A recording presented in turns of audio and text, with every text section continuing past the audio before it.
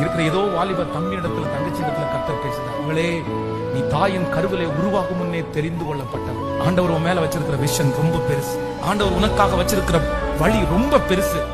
இன்னைக்கு நீ இருக்கிற நிலைமை அல்ல, இன்னைக்கு இருக்கிற சிச்சுவேஷன் அல்ல. இன்னைக்கு உன்னை நிறைய பேர் சாதாரணமா பாக்குறாங்க. இன்னைக்கு உன்னை நிறைய பேர் சின்ன பிள்ளையா பாக்குறாங்க. உன்னை இன்னைக்கு நிறைய பேர் பேதையா பாக்குறாங்க. ஆனா கர்த்தர் உன் மேல ஒரு பெரிய நோக்கத்தையே வச்சிருக்கிறார். கர்த்தர் உன் மேல ஒரு பெரிய விஷனையே வச்சிருக்கிறார். கர்த்தர் உன்னை கொண்டு செய்ய போகிற காரியம் சிம்பிளா இல்ல. கர்த்தர் உன்னை கொண்டு செய்ய போற காரியம் ரொம்ப பயங்கரமான காரியத்தை இதுவரையிலும் உன்னுடைய வம்சத்துல உன்னுடைய குடும்பத்துல யாருமே செய்ய முடியாததை உன்னை கொண்டு செய்யணும்ன்றதுக்காக ஆண்டவர் உனக்கு ஒரு பெரிய வழியை வச்சிருக்கிறாரு.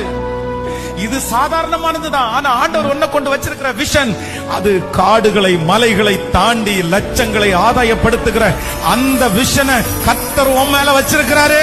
கர்த்தர் நீ பிறக்கும் போதே உன்மேல் வைத்திருக்கிற நோக்கம் ரொம்ப பெருசு, ரொம்ப பெருசு.